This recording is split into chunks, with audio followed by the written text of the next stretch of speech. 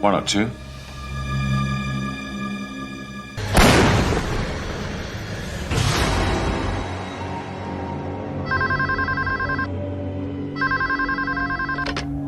Don't worry, Will. Guy dresses up.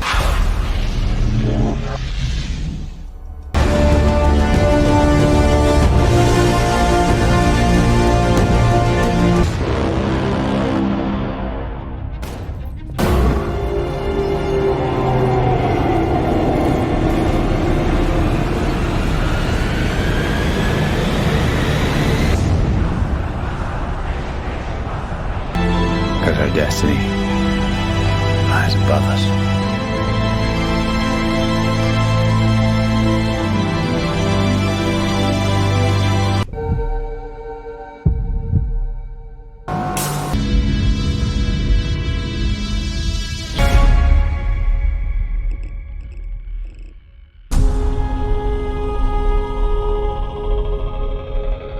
What is up, guys? So the Odyssey has been out for almost 2 weeks now, but it is time to finally rank every single Christopher Nolan film in 2026, including the Odyssey. So let's get into it, least to greatest. One film I do want to touch on real quick is his short film that he made called Doodlebug. If you ever seen it on YouTube, you can actually look it up. It's actually a really cool premise, little 2 minute, 35-second short film. And actually he takes elements from that film and he implements them actually to this day in the Odyssey, especially with the Cyclops stuff. So if you ever get a chance to watch Doodlebug, go give it a chance, or go give it a watch, so to speak. All right, guys. Coming in first, actually last, is of course Insomnia. Insomnia, starring Al Pacino and Robin Williams. For me, this film is probably the least Christopher Nolan film, if that makes sense. Like his vibe, his stylistic approach. For me, it's just not watchable as much. I don't even own it back there as well. I just don't. There's other murder mystery crime films that I would rather watch over Insomnia. So for me, it's boring, and it's definitely the least on this list. Coming in next is Nolan's first feature film, Following. I think this film is very entertaining. It's black and white. It has aged clearly, so to speak. But for me, I really liked it. I just think some of these other films, obviously on the list, are a little bit higher. I think that his stylistic choice with this only having an $8,000 budget is very inspirational. And on top of that, I think for me, it does age over time. So that's why I would put it a little lower on the list. Guys, coming in next is Dunkirk. I think Dunkirk, visually speaking, practical effects, all that jazz. I think it's got a great score and the technicalities there. But for me, Dunkirk is just not the type of war film that I would want to watch. I respect the craft in it, obviously, but I would rather watch something more like Hacksaw Ridge or, I don't know, a bunch of films that just, Dunkirk just doesn't have that substance for me. So that is what it is with that one. The next one coming out, guys, is Tenet. Now, overall, guys, I enjoy Tenet. Definitely from the technicality aspect, the IMAX stuff, the practical effects, the performances with John David Washington and Robert Pattinson are phenomenal as well. And the action was great, but the sound mixing was really, really bad in this film. And there was a lot going on. And I don't know if a film you should have to watch more than once to understand it. So it is what it is. It's a little lower on the list, but I still enjoyed it. I think watching it on an OLED TV, it looks beautiful. Now let's get into the good ones, guys. Coming up next is The Prestige. This film is so underrated. Came out in 2005, right after Batman Begins. It's fucking great. You have Christian Bale, Hugh Jackman, Scarlett Johansson, Michael Caine, David Bowie. This magical magician style film is truly something that I feel like Nolan has not really touched that much until the Odyssey, with some of the magical sequences in the film.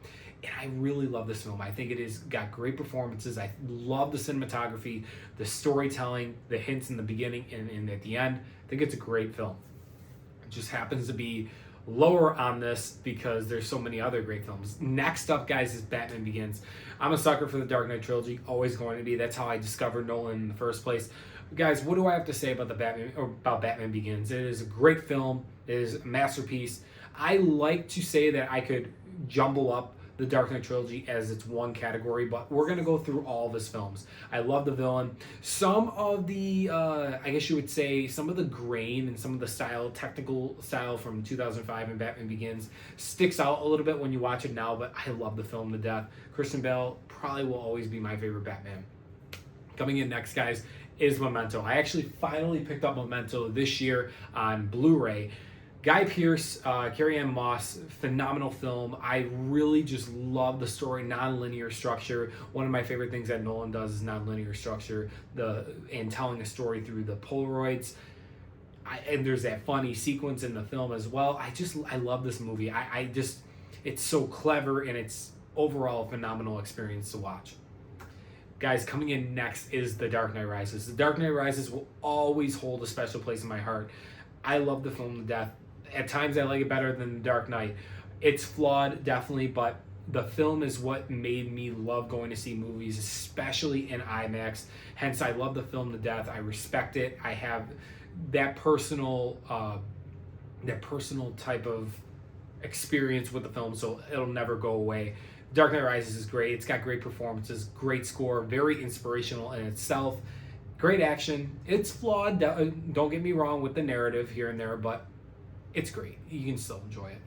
Coming up next, guys, is Interstellar. I don't have a lot to say about Interstellar except it's a fucking masterpiece. You got McConaughey, you got Jessica Chastain, Anne Hathaway, Michael Caine, a bunch of other people I'm just not even thinking of at the moment. The film is a masterpiece. I don't need to say much more. Everybody knows that, so that's where it's ranked on this list. Guys, coming in next is another masterpiece, Inception. Oh my gosh. Inception, Leonardo DiCaprio, Joseph Gordon-Levitt, Tom Hardy, and it is such a great style dream heist film. I love this film to death.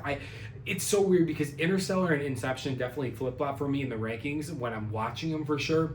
But Inception is just so clever, so unique, so different from the time when it came out. I love it. It's a masterpiece. All right, guys, coming up next is another masterpiece, and it's Oppenheimer. You guys all know how much I love Oppenheimer. Oppenheimer, Cillian Murphy, Robert Downey Jr., Emily Blunt, Benny Safdie,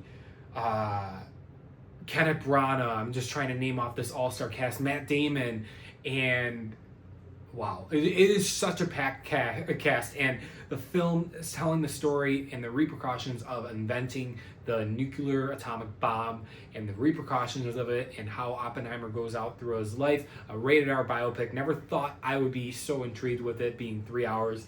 It is one of the best films I've ever seen, and man, it goes down to this day as in my top 3 Nolan, and it ain't moving. Coming up next, guys, we got 2 films left. All right, what are they? Well, number 2, guys, for me is The Odyssey. I love The Odyssey. I've seen it 4 times now. I'm going to be seeing it a 5th time in 70mm IMAX. I'm sure I'll see it again before it comes out on physical media. But this is a great fucking masterpiece, and it will go down as a classic given time. It's got a great score by Ludwig Göransson, who also did the score of Oppenheimer. Phenomenal score. The performances: Matt Damon, Robert Pattinson, Anne Hathaway, Tom Holland, Zendaya, Charlize Theron, Wilsmo. I always pronounce his name wrong. They're all phenomenal in this film, and it truly just captures the essence of the Odyssey from my perspective. I read the book twice, two different translators, I believe it was too, when I read them, and the action, the spectacle, the IMAX. It's truly a film of its time, and it's beautiful to watch. It truly is. It's great. It's got every single beat that you want in a film, and I'm so happy to say that The Odyssey is on my number 2 list. But what is number 1? Well, you guys guessed it. It's this big guy back here. It's The Dark Knight.